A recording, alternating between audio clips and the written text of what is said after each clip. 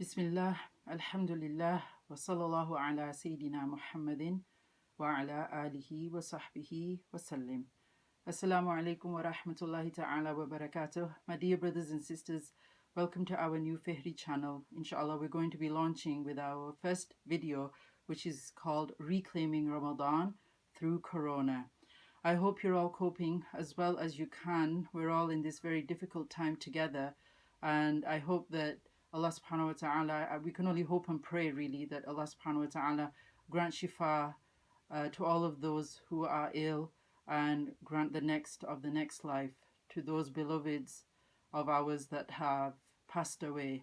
May Allah make it easy, make their passing easy, and make the coping of their death on the families easy for them as well.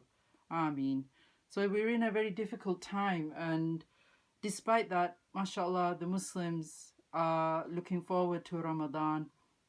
Perhaps there's some anxiety around Ramadan. And so because we're only a few days away, I thought it would be a good idea for us to talk a little bit about how we can take advantage of Ramadan during this very difficult time that we're all in this pandemic, that we find ourselves in this situation. May Allah subhanahu wa ta'ala make it easy for all of us. Ameen.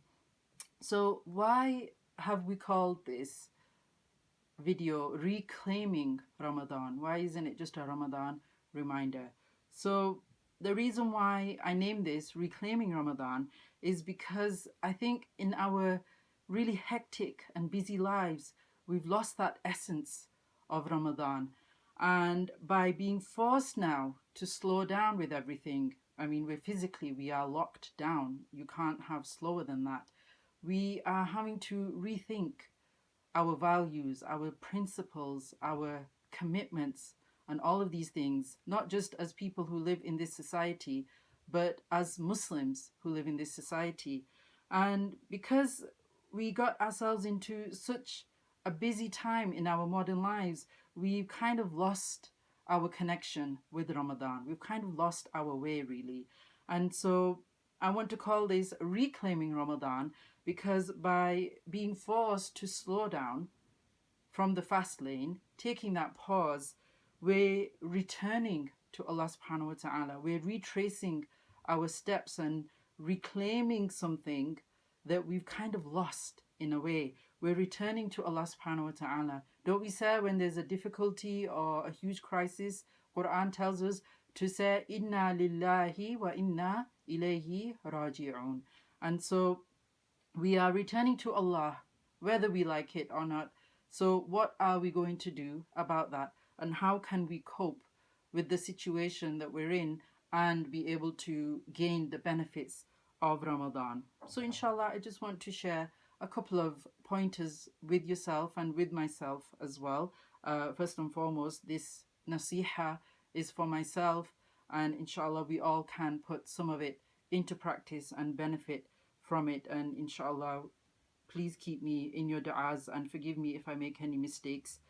So one of the main points is, as Muslims, when it comes to the month of Ramadan, we often talk about, outside of the crisis of Corona, we often talk about how we wish we had more time. We wish we didn't have to go to work.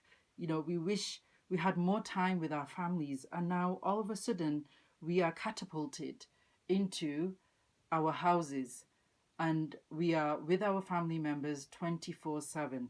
Now, for some of us, that might be a good thing, and for some of us, that might be proving to be quite a difficult thing.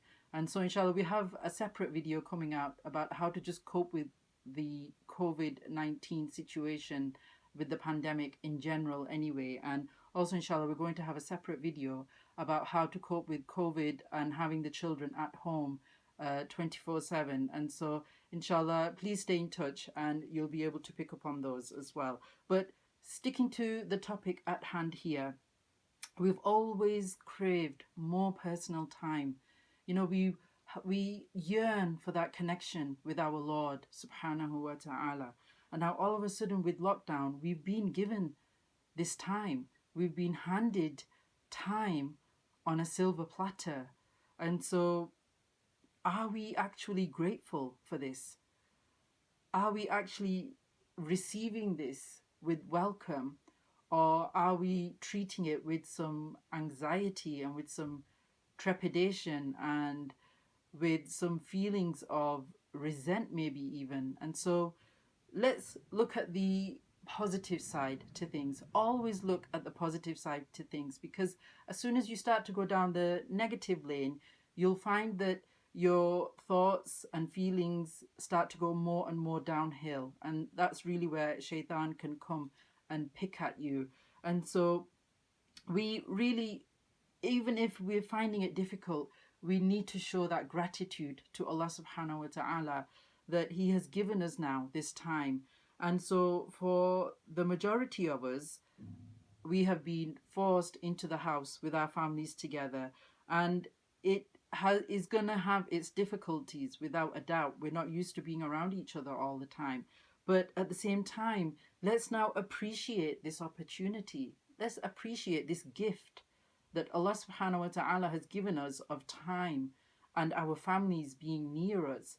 I mean, if we can't stand to be around those who are nearest and dearest to us as family members, then there's really something going wrong in our personal lives. And that's something that, inshallah, this situation actually gives us the opportunity to rectify. We need to rectify those relationships with our nearest and dearest. And really, if you think about it, in the West, we have it so much easier.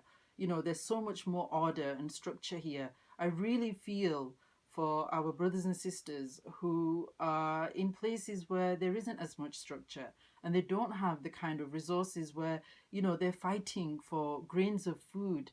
So we're very fortunate here in the West that Allah subhanahu wa ta'ala has made our situation, even though it's a little bit difficult with lockdown, but it's a lot easier when you look around the world. Whenever you feel that you're in a difficult situation, you should always look to those people who are in a worse situation than you, and it will help you to recalibrate and help you to balance your thoughts out and make you really see your situation for the reality that it is, and to really be grateful for what we have, especially here in the West.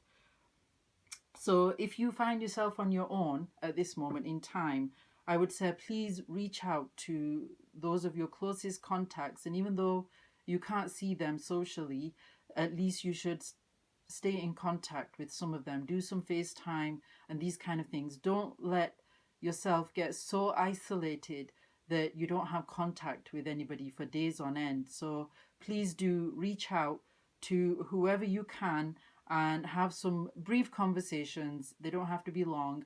That way you're staying in touch with some humanity, inshallah. So we really do find ourselves in such an unprecedented situation, subhanallah. Many of us, we're not key workers, and so, you know, we're blessed to have so much more time on our hands at home. And may Allah bless the key workers, the people who are on the front line, whether they are in the medical system, whether they're part of the produce system, you know, whether it's your newsagent down the road. All of these people are helping us to keep functioning as normal as we can under the circumstances. And Allah bless all of them for all their hard work, because they really are putting themselves on the front line and, you know, putting themselves in a situation where they're open to the virus a lot more than the rest of us. So may Allah accept that from them. So now we have this extra time at home. How are we going to spend this? So inshallah, we're going to go into that in a little bit more detail. So with COVID-19, this really has been an extreme test of our times, of the generations that have lived. Many people, even who are from older generations, have said they've never seen anything like this. They said that the last time something similar to this happened was the Great Depression. So that was a very long time ago. And even before then, you know, the Spanish flu and these kind of things have been compared to this. Despite all of that, you know, we're in a time where we have resources, especially for us in the West. And so we really have to be grateful that even though it is a difficult circumstance, that we find ourselves in, please don't fall into that negative mindset or negative mentality. And for some, the situation has been quite extreme in that they've lost loved ones. May Allah make it easy for all of them. And so, in a way, without upsetting anyone, it's COVID-19, this virus has kind of been like a double-edged sword. It's hurt some people, but for some people, it's also the forcing of it to make us slow down and reflect and look at our lives. Hopefully, we're hopefully using this time to really think about what changes we can make as individuals, as human beings in this society, as slaves of Allah subhanahu wa ta'ala. How can we take advantage of this situation? So we're very fortunate that we're able to see and receive, insha'Allah ta'ala, Ramadan again this year, because there will have been people who have already passed away that thought they would see this Ramadan, but it wasn't meant to be for them. May Allah give their souls peace and grant them the best of stations in the next life. So really, the preparation for Ramadan, really, we ideally say, based on the hadith, that there should be some preparation in Rajab and in Sha'ban, that you sow the seeds and then you water them. And so we really should try to arrive at the door of Ramadan with some preparation. But with the situation that we're in, a lot of people may not have considered these things. And so Allah subhanahu wa ta'ala sees our situation. He knows what's going on with us. And so He will not take us to task for something that, we're not able to bear. He only takes us to task for the capacity that we have. And so I say again, may Allah subhanahu wa ta'ala make this situation easy for all of us. Ameen. And so really, Ramadan is like a marathon. If you try to hit the ground running with it, often we end up physically feeling very worn out and drained, and we have headaches and these kind of things. So preparing for Ramadan really requires a physical preparation and a spiritual preparation. So even though we don't have that much time now, between now and the beginning of Ramadan, inshallah, these pointers should help even within Ramadan.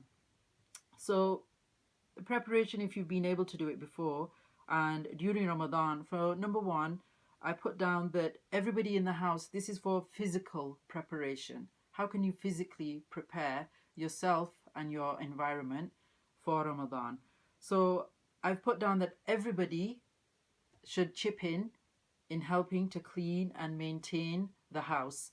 So everybody is at home, so everybody should help each other out, because you want to have a nice clean environment in Ramadan, and outside of Ramadan as well. Is good to have a clean environment, because then it allows the soul to rise. When there's just mess all around us all the time, it's difficult to be able to distinguish things from each other, and we feel cluttered inside when we see clutter around us.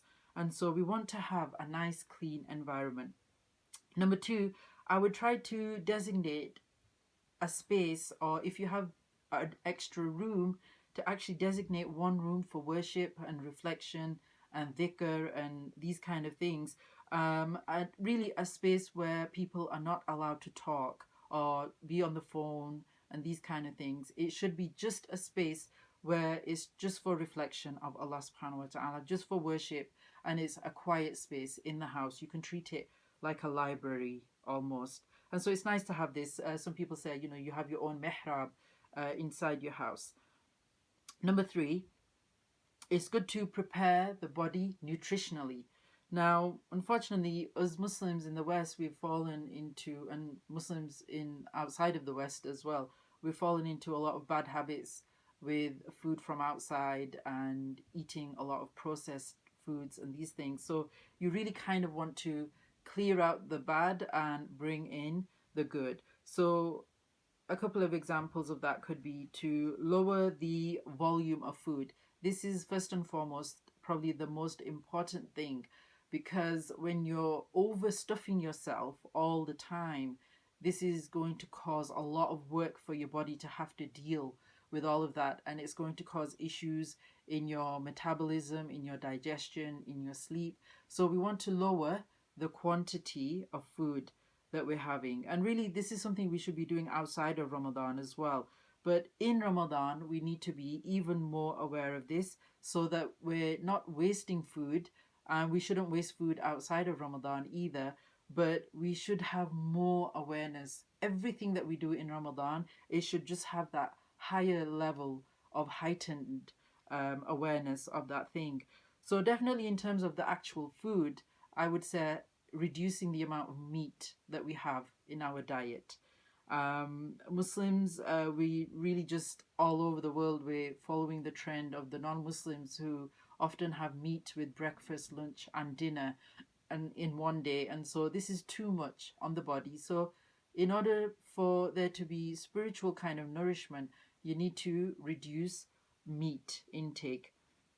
Also, we need to lower our sugar levels, staying away from things like fizzy drinks and high sugar based flour products, staying away from that and reducing our caffeine, and also reducing the fried foods that we have and the takeaways that we have. So, like I said, it's a double edged sword that we're forced to actually eat more from home now because a lot of the restaurants and takeaways have had to shut down because of the virus. So hopefully we're already eating more healthily, and we were forced to eat more healthily from a few weeks ago when lockdown started. We definitely need to lower our processed foods and artificial foods because it's very difficult for the body to digest, if it's able to digest them at all. And we should be increasing in things like fruits and vegetables, and increasing whole grains and wholemeal carbohydrates instead of just white carbohydrates. And we should try to increase our non-meat protein, which we can find in things like pulses and grains like dal, all the different kind of dals that we have. And so by changing the physical aspect of the food, you will definitely feel the goodness and the nourishment that comes with that, and then that will have a knock-on effect on everything else. So ideally, we say there should be some practicing of fasting before Ramadan, but if you haven't had the chance to do that already, inshallah, your body will slowly adjust to it anyway. And we should take advantage of the fact that we are allowed to exercise at least once. So in England, we're allowed to go out at least once in the day and exercise with family members. So taking gentle walks or strolls is really healthy even when you're fasting, because it just helps to keep all your body going and the muscles supple and the organs going. So this is actually very important for the actual body. And we should continue to do this inside and outside of Ramadan as well, and inside and outside of the lockdown. Unfortunately, as Muslims, and I put myself forward for this first and foremost, that we're not very good at taking care of our bodies. So some gentle exercise is needed at least every other day, if not every day. So sleep. So please, let's be careful not to sleep all of Ramadan away. It's just too easy to eat your food and then go to sleep and then not wake up again until it's a few hours left till eating time. First of all, eating and sleeping immediately is very bad on the digestive system, and your body can't process and heal itself. And so it causes a lot of medical issues in the body. So we need to spend at least 2 to 3 hours awake after we eat before we sleep again. And let's not sleep Ramadan away. The whole point of Ramadan is that we're increasing in worship and increasing in closeness to Allah subhanahu wa ta'ala. So have your usual 6 to 8 hour cycle and figure out where that works best for you in the day. But please keep some time for tahajjud. Do not sleep through tahajjud and fajr. You know, a lot of people think that fasting is more important than praying. But in Islam, both of them are fard. you should not miss one for the other. So if you're fasting, you should still be praying. And if you're praying, you should be fasting, as long as, you meet the conditions. So we need to use this time wisely, and please don't neglect your duties around the house as well. Just because you may be fasting and somebody else in the house may not be fasting doesn't mean you can neglect your responsibilities and your duties. So whatever role you have within your household, please continue that and do more. The Prophet ﷺ used to come home after taking care of all the problems of all the ummah, and he used to come home and ask his wives and say, "Can I help you? Where do you need me to help?" And often they would not take help from him because they knew he was extremely tired. But that didn't take away from the fact that he would offer his help every time he came home after dealing with everybody else's problems. And that was more than just an 8-hour job. So please do leave some time for tahajjud. Tahajjud outside of Ramadan is extremely important if you're able to do it. So inside of Ramadan, and especially now that we have more control over our timetable, we need to be able to establish tahajjud as best as we can. Number 7, increasing Quran. We really need to try to practice our tajweed and try to improve it. Inshallah, we're going to have some more videos coming out for tajweed as well. So we'll be going over the basic alphabet and how you can learn it again from scratch for those of you who have forgotten, and for those of you that have never studied it before. If you're a new convert to the religion, then inshallah we're going to be doing that from scratch and giving tips on how to remember which letter is which for that as well, inshallah. We should also be increasing in extra worship, extra acts of worship. So increasing the nafal, increasing the sunnahs. And so, for example, the extra sunnahs are the tarawih. So even though we can't go to the mosques right now, may Allah make it easy for everyone and allow the doors of the mosques to be open again soon, inshallah. We should still not miss out on doing tarawih at home. And you can do as little or as many as you like. At the end of the day, tarawih is sunnah. And so it's not obligatory, but if you have time on your hands, you shouldn't miss out on that opportunity of reward. It is an extra reward. Every time you do sunnah or nafil, you get extra reward for that thing. So you should try to have that in your schedule during this month. And also read inspiring books about Islam. If you've not had the chance to read the biography of the Prophet ﷺ or listen to some lectures about his biography, mashallah, nearly every scholar out there has done a seerah lecture series. And so learn about who is the Prophet ﷺ. Why is he the Imam of all of the messengers ﷺ wa alayhim wassalam? What is special about this individual? And learn about Allah subhanahu wa ta'ala. We really need to learn the basic fiqh of our everyday situations and dealings.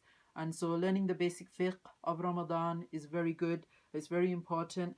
And more important than all of those really is learning about who is Allah subhanahu wa ta'ala. Learning our basic Aqeeda.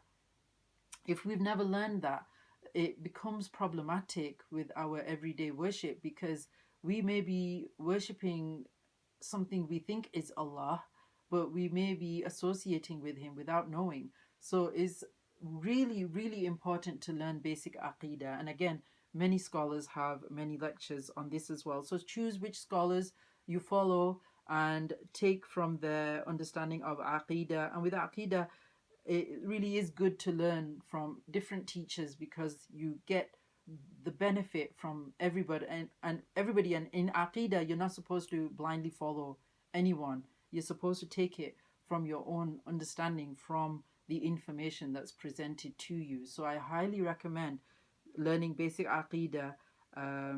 Is absolutely essential. You should start that before Ramadan. This is something we have to start before and teach our children as well. So if you make it like a daily thing, daily class you can do with yourself and with your children, with your wife, with your husband, with your little family unit, this would be really, really useful and beneficial to the whole family. And inshallah, we're also going to have some videos come out soon on basic Aqeeda as well of Imam al-Tahawi's book, inshallah. So all of these things, if done properly, the extra worship, I call this side physical because there's the physical element to it. Now, if these are done correctly, if the extra worship is done correctly, then it actually will bring a spiritual impact as well. So number 8 is giving charity. So Muslims, alhamdulillah, are very generous people, and we give sadaqah and zakat, especially in charity in Ramadan. And so we need to find someone to give our zakat to, our extra sadaqah to this Ramadan, if you give your zakat every Ramadan. And also Fihri, the Fihri project itself also is zakat eligible. And inshallah, we have a video coming out which is called an urgent message to the ummah. And so inshallah, if you listen to that, inshallah, hopefully you will gain some insight as to what direction we're hoping to take in this project, inshallah, and how you can help with that. And so try to volunteer as well. So if you're finding that you have extra time on your hands after you've fulfilled all your duties and responsibilities inside the house towards your spouse, towards your children, or whichever family members are with you, then why don't you find out if you can help out at a local food bank? Food banks are really struggling right now. And even though I understand there's a pandemic going on, but there's nothing wrong with you collecting groceries and dropping them off for people, as long as you keep the social distance in mind and the guidelines in mind. And if you can't physically help them, then you should give a little something to your local food banks, at least a couple of cans of food each week, or something like that. This is charity. Anything you do for somebody else is charity. Whether you smile in the face of your fellow Muslim or mu'min, it's charity. And so this is really just an amazing thing about our religion. And please do check on any convert friends that you have, any elderly neighbors that you may have, and vulnerable people around you. So please have a think about who is in your community and who may need help at this moment in time. And this is something we should do. We should have already have done. As soon as we see that somebody might need our help within our local community, we should be out there helping them, or at least organizing something that can help them. And so in Ramadan, we want to do even more, inshallah ta'ala. So number 9 is a physical and a mental detox from the dunya, from this world, this materialistic world. So how can we do a physical or a mental detox? So staying away from social media. So this is a type of social media, but social media is also a double-edged sword. You can use it for good or you can use it for bad. And so you can use it for benefiting your time, or you can use it for wasting your time. So inshallah, may Allah help us to benefit ourselves in this special blessed month that's coming. So detoxing from the social media. If you don't need to be on it, switch it off. We really don't need to know anything and everything that's going on with random contacts who we don't really have any contact with. Because really it's mostly time wasting. And so staying away from TV, entertainment, mobile phones in general, just all of this social media, all of these gadgets, all of this technology, just give it a rest. Why don't you make a pact with one another and put it away for the month of Ramadan? What's not needed out of necessity, just put it away and just try to interact with each other, socialize with each other on a normal human level again, and try to increase your connection with each other. And inshallah, that will help you increase your connection with Allah subhanahu wa ta'ala. When you start to be good to the creation of Allah subhanahu wa ta'ala, your connection with Allah subhanahu wa ta'ala also grows stronger.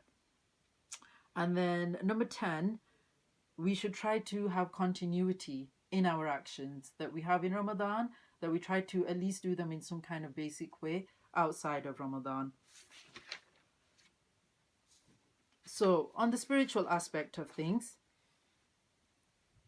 we may fall a little short sometimes in the physical aspects, which is understandable. We all have our limits. But I would say definitely in the spiritual aspect, in the spiritual side, is where we really need to put the extra effort in. Often we think that doing all that extra worship and extra bowing and prostrating on our prayer mat in front of Allah subhanahu wa ta'ala is what's going to benefit us. But if our heart isn't connected at the same time, it's not going to benefit us. It may not be accepted. So there has to be that connection of the heart, connection of the mind when we're praying, when we're making dhikr, when we're worshipping, trying to connect to Allah subhanahu wa ta'ala. So we really need to be more aware when it comes to the spiritual side of things. So how can we increase on the spiritual side and prepare for it during and before Ramadan? So we should try to increase in all acts of worship. So even though I mentioned acts of worship before, I was talking about more of the physical side of them. Now I want to talk a little bit more about the spiritual side of them. So you can increase in dhikr. So any kind of dhikr, any kind of remembrance of Allah subhanahu wa ta'ala is dhikr, as Quran says. Is it not by the remembrance of Allah that the hearts find peace or rest?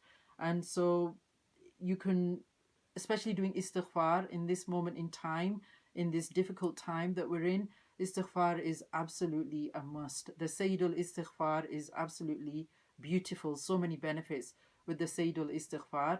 Doing La ilaha illallah, subhanallah, alhamdulillah, Allahu Akbar. Doing Durood Sharif or salawat of the Prophet sallallahu alaihi wasallam. All of this is a type of dhikr that we can do outside of prayer. And then there's all these other sunnah du'as as well that you can find to do. We can increase in our prayers. For example, we mentioned before, we can do taraweeh, we can do extra nawafil, we can do extra sunnahs, we can do tahajjud. Now, when these are done with a connection of the heart and the mind, that's when you're really connecting to Allah subhanahu wa ta'ala. If you don't connect the heart in your acts of worship, then your acts of worship are going to be deficient and most likely will not be accepted.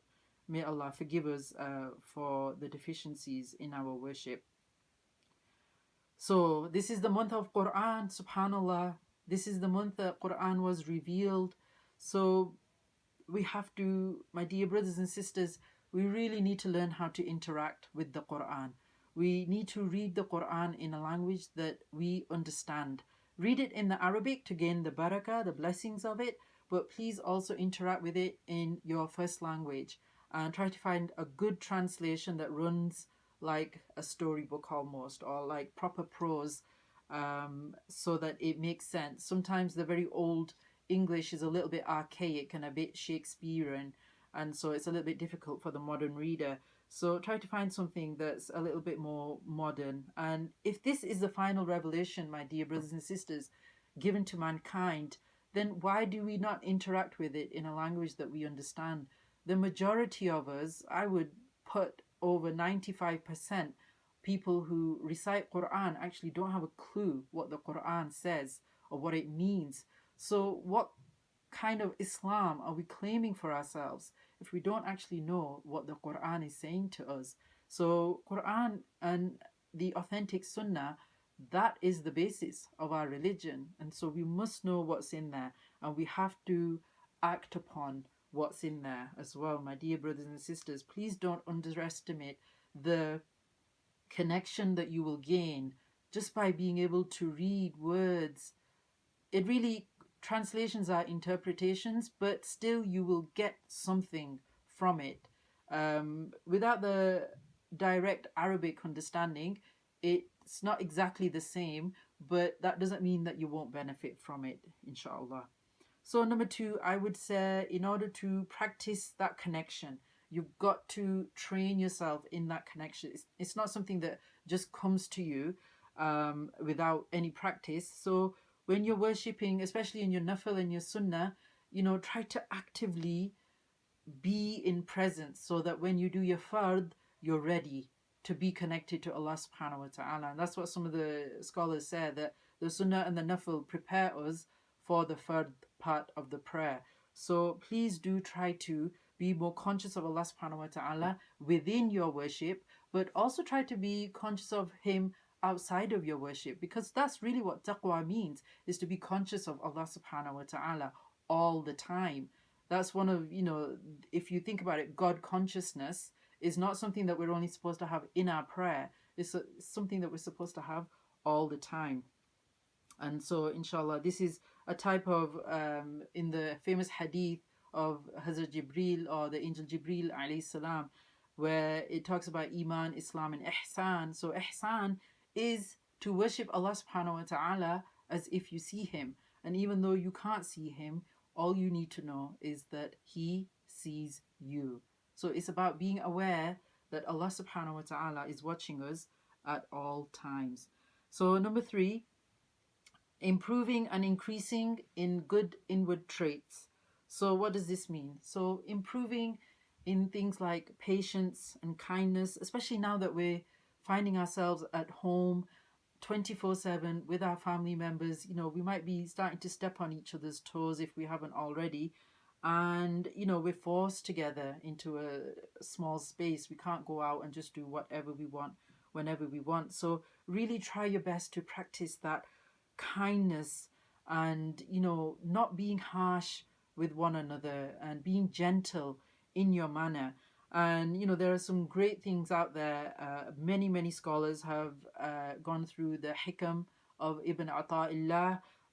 There's Imam al-Ghazali's revival of the deen, the Ihya ulumuddin, the diseases of the heart, that can be looked at by Imam Ghazali. And many of the scholars constantly in their lectures are covering things like the diseases of the tongue, diseases of the heart. They talk about purification, tazkiyah, ihsan. All of these things, if you listen to lectures about those things, they will help to increase that spiritual connection with Allah subhanahu wa ta'ala. So number 4, intend and start seeking knowledge now. So there's a famous hadith that says that if there's a part of the body, and if it's diseased, then the rest of the body will be diseased, and that part is the heart. So my dear brothers and sisters, we really need to cleanse the heart, and by seeking knowledge is also a type of cleansing of the mind. We need to seek knowledge throughout Ramadan and beyond Ramadan. And not everybody is scholarly material, but Allah subhanahu wa ta'ala through His Prophet sallallahu alaihi wasallam, who told us that talabul ilmi faridatun ala kulli muslim, that seeking knowledge is incumbent upon all Muslims. And here the scholars have said this includes male and females. And so this is the main premise of the Fihri project, is scholarship. And because female scholarship has been neglected for so long, that's what we're actually going to try to revive with our project. And so we, as individual Muslims, my dear brothers and sisters, we need to have at least that basic level of understanding of the religion, so we know how to deal with our everyday situations and dealings. And so this is essential not just for our everyday life, but it's essential for our connection with the deen, with Allah subhanahu wa ta'ala, and with the Prophet sallallahu alaihi wasallam, is to really start off with Aqeeda, and then with Fiqh, and then the other sciences, inshallah. And we will be covering these in more Fihri project videos, inshallah. So inshallah, try to stay in touch, and those will be coming out soon as well during Ramadan. So number 5, my dear brothers and sisters, I know this one is a very difficult one, but without it, our souls cannot rise. Our souls cannot connect to Allah subhanahu wa ta'ala. If we are estranged from anybody, if we've fallen out with anybody, please reconcile. Ask for forgiveness. Even if you don't feel that you were the one at fault, ask for forgiveness and forgive them in your heart as well. There is an amazing story from the time of the Prophet sallallahu alaihi wasallam, when there was a particular Sahabi that the Prophet complimented, and they found out afterwards after, investigating that what's so special about this Sahabi, we don't see him doing all these extra acts of worship. What's so special about this individual that he complimented him and said that he's going to go to paradise because of that? Or that thing was really pleasing to Allah subhanahu wa ta'ala. And they found out that when he puts his head down at night time to sleep, he makes a small dua and says, Ya Allah, if anyone has offended me, I have forgiven them. And if I have offended anyone, Ya Allah, please let that person forgive me. Just these simple words were so beloved to Allah subhanahu wa ta'ala that the Prophet sallallahu alaihi wasallam complimented this particular Sahabi radiallahu an. So please don't think that this is a small issue. If we've fallen out with anyone, please reconcile with them, forgive them. If you can't have contact with them, forgive them in your heart and try to do it in a sincere way. Don't just let it be lip service where you say, I forgive them or I forgive you, but really you haven't forgiven them in your heart. If you're holding a grudge in your heart, that means you didn't do it properly and you didn't do it sincerely for the sake of Allah subhanahu wa ta'ala. So apologizing must be done sincerely, and asking for forgiveness must also be done sincerely. And the reconciliation, as long as the scholar says, as long as there's no harm that can come about from it, then you should reconcile with people. And number 6, a spiritual detox. So we spoke before about a physical detox. So now we're speaking about a spiritual detox. So it's similar, but it just has a slightly different slant to it. So again, we want to avoid as much social media as possible. I very rarely go on social media, and the times that I do go on it, I always regret it because I find that I've wasted time and I didn't really benefit from it. So there's really nothing extra special on there unless you're following certain teachers or scholars and these things, and you're gaining benefit from their wisdom on a regular basis. But if you're just scrolling, most people are just scrolling. Please, my dear brothers and sisters, don't scroll your life away. Whether it's Ramadan or outside of Ramadan, we really need to curb the amount of technology that we use. Definitely it's a double-edged sword. There's good in technology, but there's bad as well. So it's what you do with it is what counts. And so let's work towards putting away the technology and only use it out of necessity. And we really don't need to know what all the people on our contacts lists are doing, and often there's so many people on there that we don't really actually know, and what we are learning about them is not usually useful information. Spend that time, my dear brothers and sisters, reflecting. Spend that time doing extra worship that you would when you would just be wasting time scrolling, checking Instagram, Twitter, and all of these things. Spend that time increasing your closeness with Allah subhanahu wa ta'ala. Every day should be seen like Laylatul Qadr, or every day should be seen like the last 10 days of Ramadan. Every single minute that we waste, we should have some regret about that. Time is slipping away from us. Before you know it, you're going to be 50 or 60 years old and full of regret as to where did I spend all this time? What have I done with my life? What did I achieve? Please, while you're still young, especially those of you that are still in your teens and in your early 20s and you think you're, never going to die, thinking that somehow you're immortal, because unfortunately that's how we feel when we're young. There's a type of craziness that goes with the youth. Please, use this time sensibly. Have some time to relax, but use your time sensibly. And really, all of us as adults, as parents, as grandparents, let's not just fill our extra time with scrolling, with technology. Why don't we learn something new every day?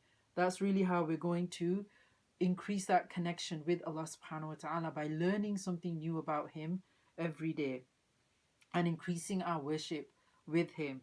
We have so many resources at our disposal in the West. We really don't have any excuse for not studying the basics of our religion. So again, ignoring technology, stay away from TV, the internet, entertainment, and the spiritual aspect of all of the benefit of doing all of this is that we will give our eyes a rest. We will give our ears a rest. So when we see the prohibited, this causes issues for us spiritually. When we hear the prohibited, this causes issues for us spiritually.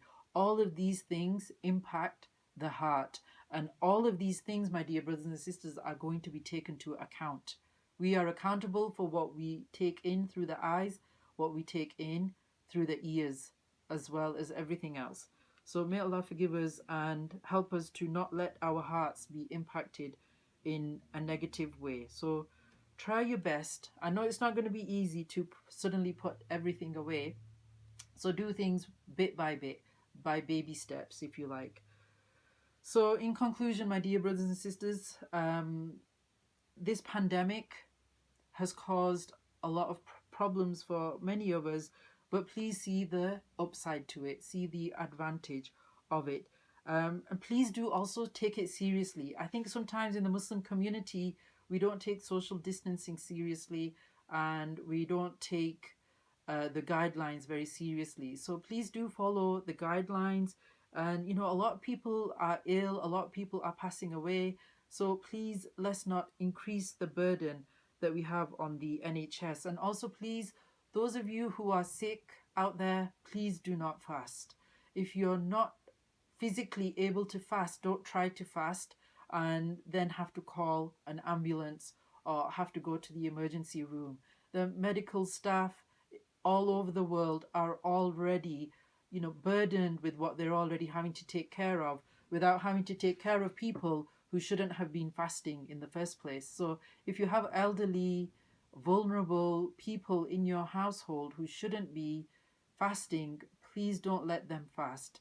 Tell them maybe next Ramadan they can try to see if they can, but in this Ramadan, if they know they shouldn't be fasting and their doctors have told them they shouldn't be fasting, please don't let them fast, and please don't burden the NHS, and please don't burden the medical staff anywhere around the world any further. They are already putting their lives on the line for us every single day. We really don't need to add to their problems. And again, as the Muslim community, please don't arrange iftars, don't arrange dinners with each other. We still see people, they have guests coming and going to their houses. We need to be serious about social distancing. And by following the guidelines of the government, we're following the command of the Quran that says that to obey Allah, to obey His Messenger, and to obey those who are put over you. So it didn't specify whether Muslim or not Muslim at this point. So when you're being told that you're in a national emergency situation, you need to follow those guidelines. So my dear brothers and sisters, let's make amends and practice good character. Allah subhanahu wa ta'ala knows when our time is written. We don't know whether we're going to make it past the next few months, the next week, the next day. Only Allah knows. So let's try to wake up now rather than when it's too late. Waking up at the point of death is too late. And please do reach out to those who are near you, who need help, or those people who are in need. This is a great opportunity to re-establish connection with family members. Like I said before, we're forced into the house together. If we have lost touch with one another, if we've had falling outs with each other, let's reconnect. If parents are not getting on with their children, somehow figure out what's going on. Communicate with each other, talk to each other. And if children are upset with their parents, please communicate that to your parents. Let them know how you're feeling. And parents, please listen to your children. Inshallah, we're going to have a special video as well about parenting as well. So parents need to have the line of communication open for their children and vice versa. If you really want your children to open up to you, then you need to make that path easy for them. And so Allah subhanahu wa ta'ala protect all of us and give shifa to all the sick, and grant the best of the next abode to those beloveds and relatives that have passed away. Ameen. So really, let's reclaim Ramadan.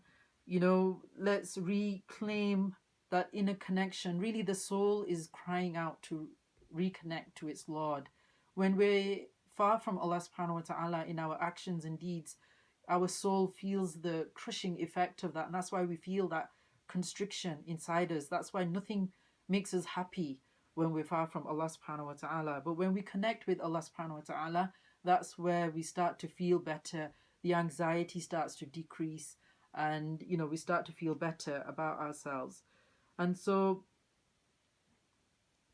let's connect with Allah subhanahu wa ta'ala, but let's also connect with the creation of Allah subhanahu wa ta'ala in the best of ways, and especially in these best of days that are ahead of us. And let's take advantage of this opportunity that Allah subhanahu wa ta'ala has presented us with. Definitely it's a difficult situation, but after every difficulty there is ease, and Allah subhanahu wa ta'ala doesn't burden us with more than what we can bear. So please do share this video. If you found any benefit with it, please do share it with your contacts and subscribe so that we're able to keep in touch with you and let you know what else is to come. But inshallah, we are planning on bringing out more videos during Ramadan as well, and inshallah in the next day or so we're also going to be posting an appeal for the Fihri project, so please do keep an eye out for that. And we really do want to get this beautiful message of Islam out there to especially young brothers and young sisters who are really feeling lost in this moment in time. Even us as parents, we feel lost. So I can only imagine how the youth must be feeling out there. And so may Allah subhanahu wa ta'ala accept this very little effort that we put in to try to spread his message, subhanahu wa ta'ala. And if I made any mistakes here today or offended anybody in any way, please forgive me.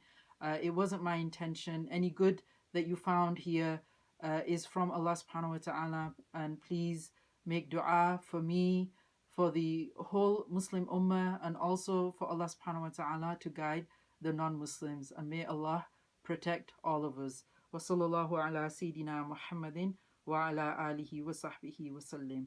Jazakumullahu khairan. Allah bless you all. Thank you for listening. Assalamu alaikum wa rahmatullahi ta'ala wa barakatuh.